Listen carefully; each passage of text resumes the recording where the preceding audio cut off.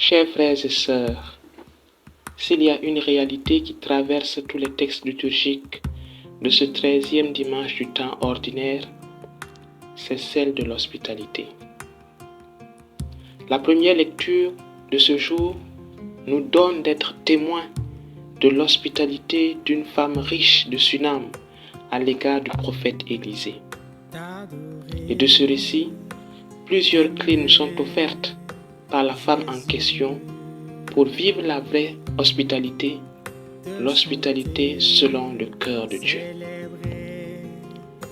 La première clé est l'invitation. La femme n'attend pas qu'Élisée lui demande à manger. C'est elle la première à adresser l'invitation à ce dernier. Elle ne connaissait pas bien Élisée. Au départ, elle ne savait pas qui il était en réalité. Mais elle a choisi de l'accueillir et de lui donner à manger simplement en tant qu'étranger. Ainsi, pendant longtemps, elle a maintenu cette attitude à l'égard du prophète.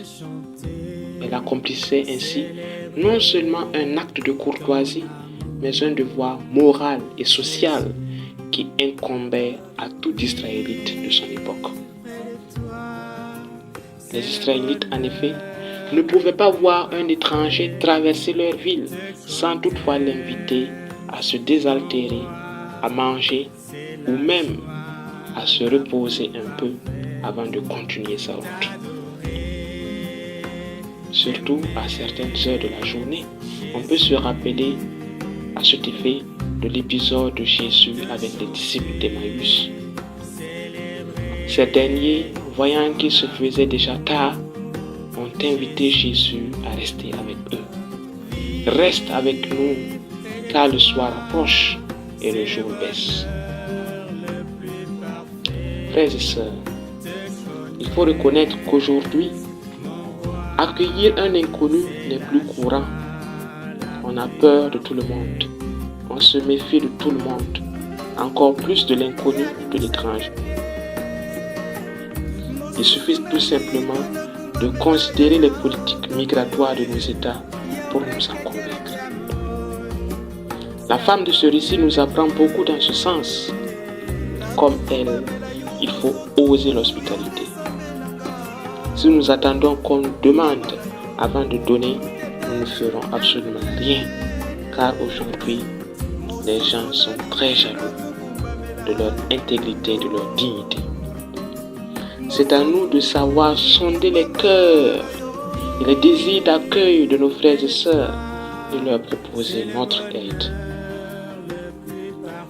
La seconde clé qui nous est proposée pour vivre l'hospitalité, c'est le discernement. La jeune femme a appris à observer son invité. C'est ainsi qu'elle a appris à le voir comme un homme de Dieu. Oui, il faut accueillir tout le monde, mais ce n'est pas pour autant qu'il faut fermer les yeux sur celui qu'on accueille. La prudence est nécessaire. Le discernement est capital au risque d'essuyer des surprises désagréables. Si l'on accueille un étranger en fermant les yeux sur tout ce qu'il fait et tout ce qu'il dit, on court le risque de se voir un jour dépouillé ou vandalisé. Le contrôle est important. La troisième clé de l'hospitalité qui nous est donnée, c'est le service. Après avoir découvert qu'Élisée est un homme de Dieu, la femme riche décida de le servir en lui construisant, avec le consentement de son mari, une chambre dans laquelle il pourra se reposer à chaque fois qu'il est de passage dans leur territoire. Elle s'est ainsi mise au service d'Élisée en tant qu'il est prophète. Et pour cela, elle a été récompensée. Stérile et vieille qu'elle était, elle a reçu la promesse de l'enfantement, une promesse qui se réalisera. Comme quoi, celui qui vient en aide à un homme juste, celui qui soutient la mission d'un disciple du Seigneur, recevra du Seigneur lui-même une récompense extraordinaire.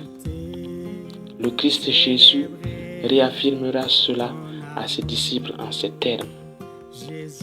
Qui accueille un prophète en sa qualité de prophète recevra une récompense de prophète.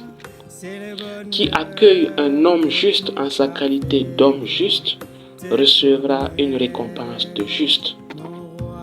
Et celui qui donnera à boire même un simple verre d'eau fraîche à l'un de ses petits en sa qualité de disciple, amen, je vous le dis, non, il ne perdra pas sa récompense.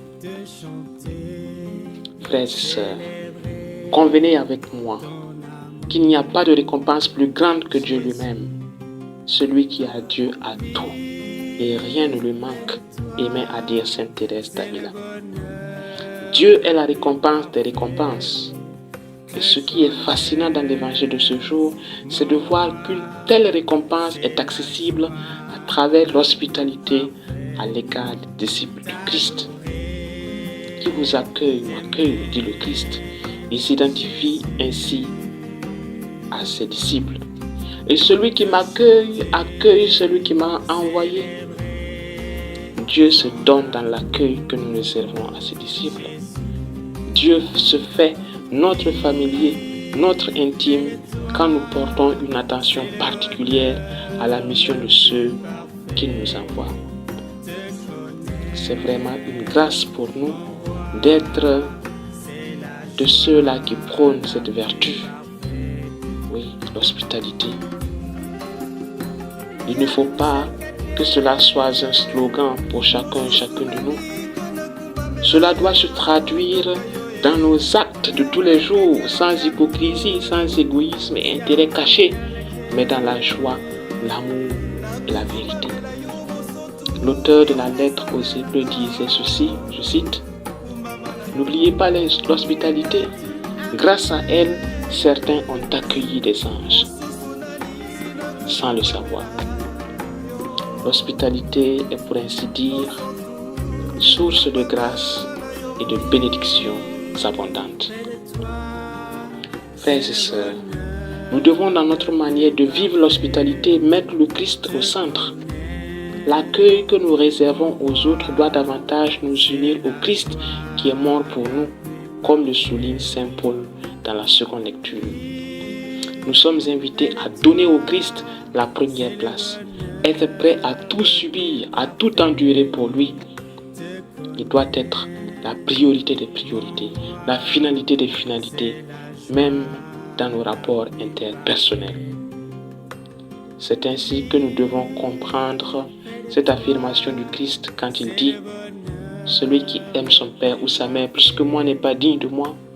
Celui qui aime son fils ou sa fille plus que moi n'est pas digne de moi. » En fait, en obéissant scrupuleusement à cette volonté, ce n'est nullement pas faire preuve d'extrémisme ou de radicalisme, mais plutôt de fidélité et d'amour.